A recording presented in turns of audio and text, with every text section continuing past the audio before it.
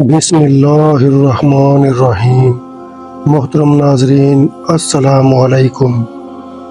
مکہ میں ابو سفیان بہت بے چین تھا۔ آج کچھ ہونے والا تھا۔ اس کی نظر آسمان کی طرف بار بار اٹھ رہی تھی۔ اس کی بیوی ہندہ، جس نے حضرت امیر حمزہ رضی اللہ تعالیٰ عنہ کا کلیجہ چبایا تھا، ابو سفیان کی پریشانی دیکھ کر اس کے پاس گئی۔ کہنے لگی، کیا بات ہے، کیوں پریشان ہو؟ ابو سفیان چونکا، کچھ نہیں، طبیعت گھبرا رہی ہے، میں ذرا گھوم کے آتا ہوں۔ یہ کہہ کر وہ گھر سے باہر نکل گیا۔ مکہ کی گلیوں میں گھومتے گھومتے وہ مکہ کی حد تک پہنچ گیا۔ اچانک اس کی نظر شہر سے باہر ایک وسیع میدان پر پڑی۔ ہزاروں مشعلیں روشن تھیں، لوگوں کی چہل پہل صاف نظر آ رہی تھی۔ ابو سفیان دھنگ رہ گیا۔ اس نے فیصلہ کیا کہ وہ قریب جا کر دیکھے گا کہ وہ کون لوگ ہیں۔ اتنا تو وہ سمجھ ہی چکا تھا کہ مکہ کے لوگ تو غافلوں کی نیند سو رہے ہیں اور یہ لشکر یقیناً مکہ پر چڑھائی کے لیے ہی آیا ہے۔ وہ آہستہ آہستہ اس لشکر کے قریب پہنچ گیا۔ کچھ لوگوں کو اس نے پہچان لیا تھا۔ یہ اس کے اپنے ہی لوگ تھے جو مسلمان ہو چکے تھے اور مدینہ ہجرت کر چکے تھے۔ اس کا دل ڈوب رہا تھا۔ وہ سمجھ گیا تھا کہ یہ لشکر مسلمانوں کا ہے اور یقیناً محمد صلی اللہ علیہ وسلم اپنے جان نثاروں کے ساتھ مکہ آ پہنچے تھے۔ وہ چھپ کر حالات کا جائزہ لے ہی رہا تھا کہ عقب سے کسی نے اس کی گردن پر تلوار رکھ دی۔ وہ وہیں جم کر رہ گیا۔ لشکر کے پہرے داروں نے اسے پکڑ لیا تھا اور اب وہ اسے محمد صلی اللہ علیہ وسلم کے پاس لے جا رہے تھے۔ ہر قدم پر اس کا دل ڈوب رہا تھا۔ اسے یاد آ رہا تھا کہ کیسے اس نے سرداران مکہ کو اکٹھا کیا تھا اور محمد صلی اللہ علیہ وسلم کو قتل کرنے کے لیے کیسے نجاشی کے دربار میں جا کر تقریر کی کہ یہ مسلمان ہمارے غلام اور باغی ہیں، ان کو ہمیں واپس دو۔ ایسے ہی اس کی بیوی ہندہ نے حضرت امیر حمزہ کا کلیجہ نکال کر چبایا اور ناک اور کان کاٹ کر ہار بنا کر گلے میں ڈالے تھے۔ اسے یقین تھا اس کی روایات کے مطابق اس جیسے دہشت گرد کو فوراً ہی قتل کر دیا جائے گا۔ ادھر نبی کریم صلی اللہ علیہ وسلم کی بارگاہ میں صحابہ کرام موجود تھے اور صبح کے اقدامات کے بارے میں مشاورت چل رہی تھی کہ کسی نے آ کر ابو سفیان کی گرفتاری کی خبر دی۔ خیموں میں نعرہ تکبیر بلند ہوا، اللہ اکبر!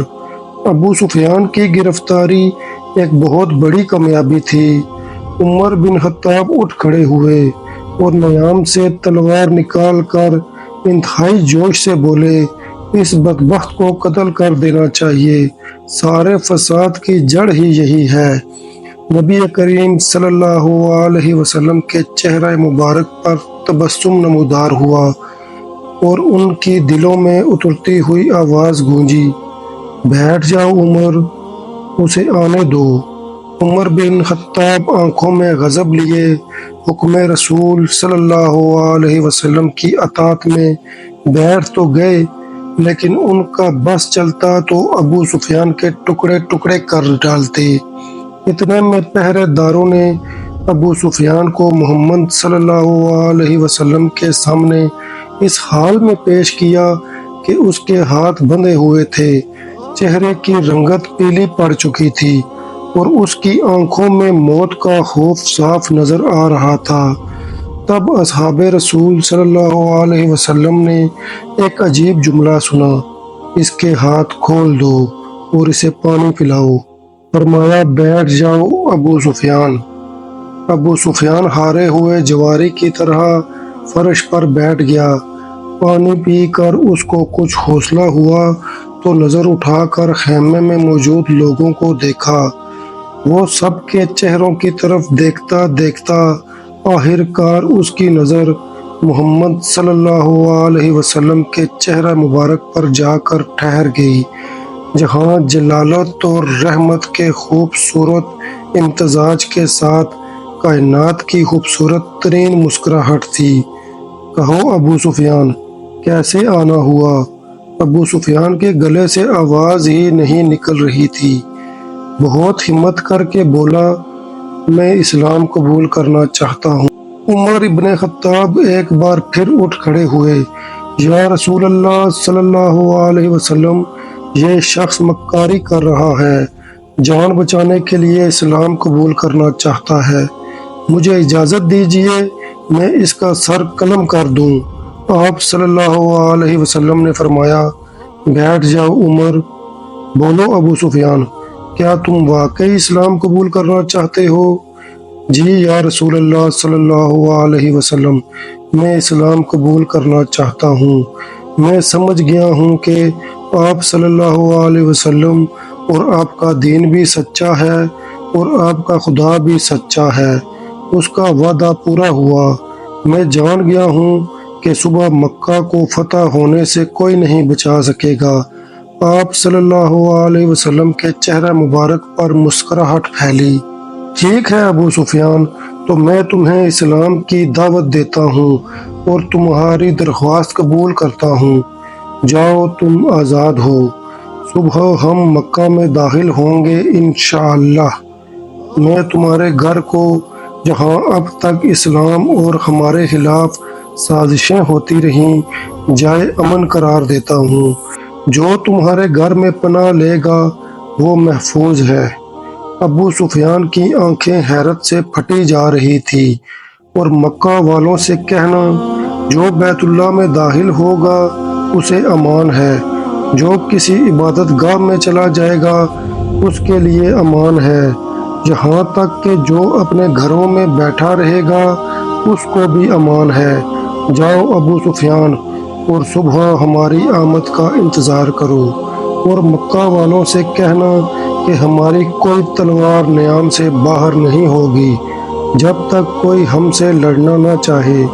ابو سفیان نے حیرت سے محمد صلی اللہ علیہ وسلم کی طرف دیکھا اور کپ کپاتے ہوئے لہجے میں بولا، اشہد ان لا الہ الا اللہ واشہد ان محمدًا عبدہ ورسولہ۔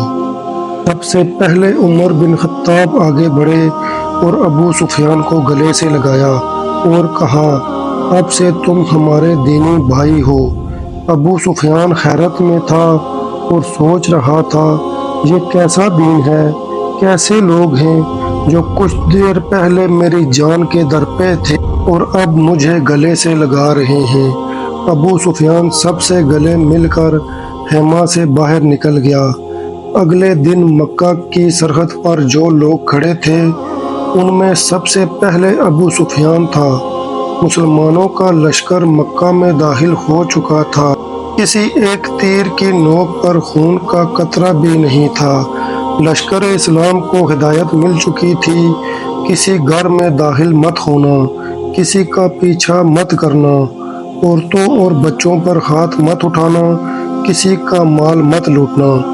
حضرت بلال حبشی رضی اللہ تعالیٰ عنہ آگے آگے اعلان کرتے جا رہے تھے، مکہ والوں، رسول خدا صلی اللہ علیہ وسلم کی طرف سے آج تم سب کو عام معافی کا اعلان ہے۔ جو اسلام قبول کرنا چاہے وہ کر سکتا ہے، جو نہ کرنا چاہے اس کے ساتھ کوئی زبردستی نہیں۔ ہندا اپنے گھر کے دروازے پر کھڑی لشکر اسلام کو گزرتے دیکھ رہی تھی۔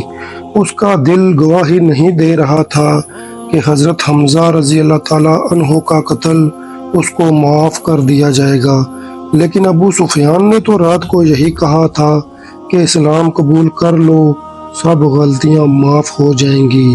مکہ فتح ہو چکا تھا، بنا ظلم و تشدد، بنا خون بہائے لوگ جوگ در جوگ اسلام قبول کر رہے تھے اور رسول اللہ صلی اللہ علیہ وسلم کی رسالت کا اقرار کرتے بیت اللہ کے صحن میں جمع ہو رہے تھے۔ اور تب ہی مکہ والوں نے دیکھا اس ہجوم میں ہندا بھی شامل تھی۔ ناظرین، یہ تھا اسلام، یہ تھی اسلام کی تعلیمات۔